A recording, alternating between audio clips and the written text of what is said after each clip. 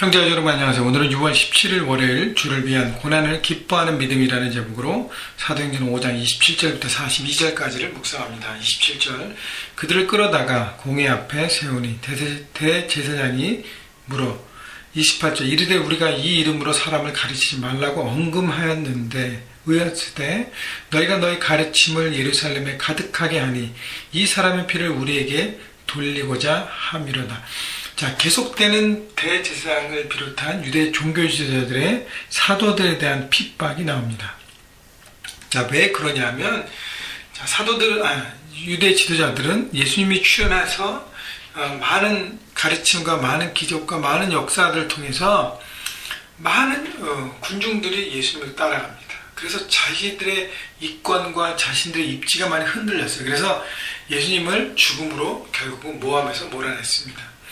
자, 그래서 끝난 줄 알았더니 이제 제자들이 나타나서 예수님의 부활과 예수님의 그 십자가 사역의 구원 사역을 막 선포하면서 너희 유대 지도자들이 죽인 예수님이 살아나셔서 새롭고 산 길을 주신 십자가의 길을 구원의 길을 주셨다고 얘기하면서 결국 자신들이 예수님을 죽인 어떤 장본인인 것을 계속 지적하고 나갑니다.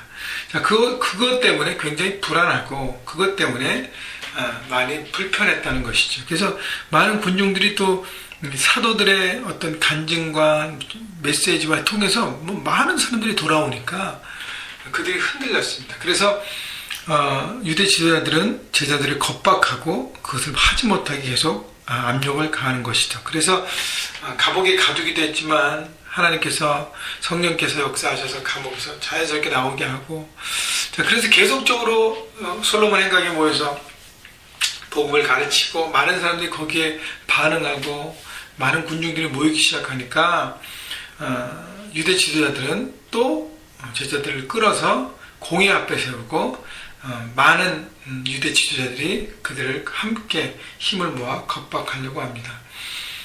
자, 그때 29절 보십시오. 베드로와 사도들이 대답하여 이르되 사람보다 하나님께 순종하는 것이 마땅하니라. 베드로와 사도들은 꿈쩍하지 않습니다. 이것이 바로 성령 충만한 사람의 모습이에요. 어때요? 담대함이라는 것이죠. 세상에 대하여 담대한다는 것이에요.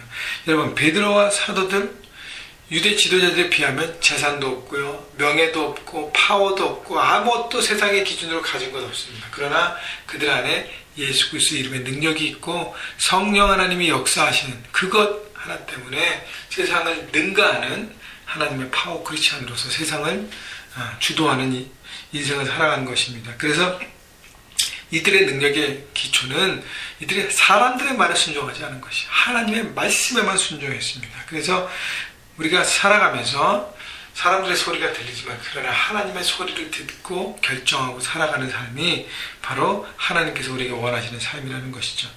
그러면서 30절 너희가 나무에 달아 죽인 예수를 우리 조상의 하나님이 살리시고, 이 유대 지도자들이 듣기 싫어하는 이 복음을 또 전합니다. 어디서요? 공회에서.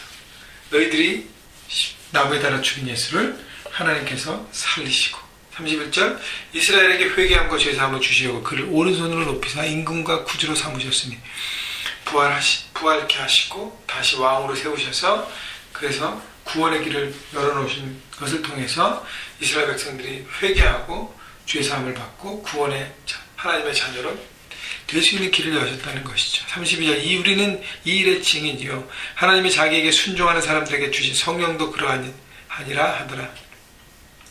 성령 하나님께서 이 일의 증인으로 각 사람에게 말씀을 깨닫게 하고 우리도 이 일의 증인이라고 자신들이 왜 살아가는지 이것을 왜 하는지 증인으로서의 어떤 자신들의 아이덴티티를 확실하게 얘기하고 있습니다.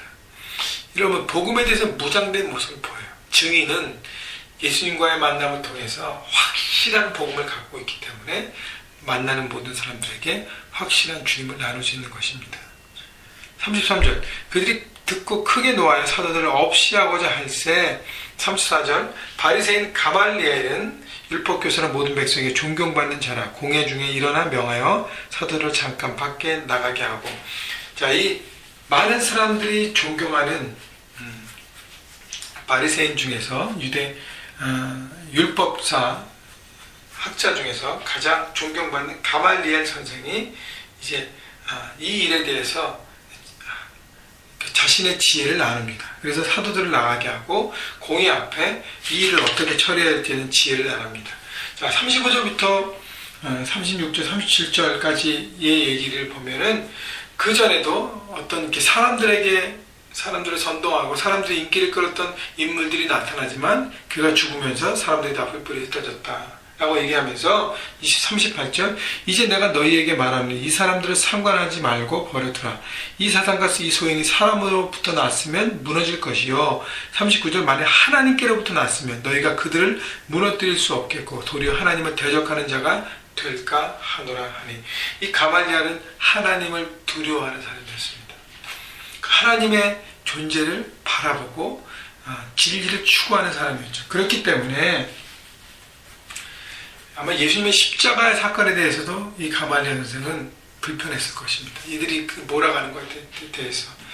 자, 그렇기 때문에 이 지혜자였던 가말리엘 선생은 사람의 뜻인지 하나님의 뜻인지 사람의 역사인지 하나님의 역사인지 쉽게 판단해서 또 다른 죄를 짓지 말라는 것이죠. 기다리라. 하나님의 뜻이라면 이것이 계속적으로 진행될 것이고 이것을 막으면 우리는 하나님과 원수된 일을 한다는 것. 여러분 지혜가 필요한 것이죠. 그래서 40절 보십시오. 그들이 옳게 여기에 사도들을 불러들여 채찍질하며 예수의 이름을 말하는 것을 금하고 놓으니 그들이 옳게 여기에 공회원들이 모두 그것을 인정했습니다. 받아들였습니다. 여러분 이것이 영향력이에요. 여러분 중요한 것은 세상에서 늘 진리 가운데 추구하고 옳은 것을 선택하고 원칙대로 하나님의 기준을 살아갈 때 사람들이 여러분들에게 귀를 기울이는 것이죠. 권위는 내가 달라 그래서 얻는 게 아니라 내가 삶을 통해서 얻어지는 것입니다. 그렇기 때문에 여러분 삶 현장에서 이렇게 권위를 추구하고 권위를 나타내는 그래서 영향력이 행사하는 여러분 모두가 되기를 바랍니다. 41절 사도들은 그의 이름을 위하여 능욕받는 일에 합당한 자로 여기심을 기뻐하면서 공의 앞을 떠나니라. 사도들은 고난받는 것을 기뻐했습니다. 자, 고난이 왔지만 고난을 정면 돌파했습니다. 그래서 고난도 그들을 막을 수 없었어요. 42절 그래서 그들이 날마다 성전에 있든지 집에 있든지 예수는 그리스도라고 가르치기와 전도하기를 그치지 아니하니라. 자, 그들은 고난을 통과한 후 더 큰 능력을 가졌고요. 그 능력을 나타냈습니다. 어떤 능력이에요? 복음 전하는 능력. 예수님이 그리스도라는 예수님이 구원자라는 것을 선포하고 전도하는 것을 쉬지 않고 어디 가든지 어디에 있든지 어느 장소에 있든지 항상 무장되고 준비된 자로 그 증인으로 살았습니다. 여러분 우리도 동일하게 우리가 어디에 있든 여러분 가정에 있든 이웃들과 함께 있든 여러분 직장에 있든 캠퍼스에 있든 어디에 있든 여러분이 가는 곳곳이 바로 전도의 현장입니다. 그래서 항상 무장되고 항상 준비되고 기도하면서 말씀으로 여러분 무장되면서 하나님 제가 있는 곳곳에 하나님 전도할 수 있는 찬스를 주시고 말할 수 있는 찬스를 주시고 다가갈 수 있는 찬스를 주셔서 삶을 통해서 자연스럽게 접근해서 복음을 나누고 생명을 살리는 하나님 그런 증인으로 살아가겠습니다. 선포하면서 오늘도 삶의 현장에서 적용하시는 그래서 하나님께서 기뻐하시는 증인의 삶을 사시는 여러분 모두가 되시기를 주님의 이름으로 축복합니다.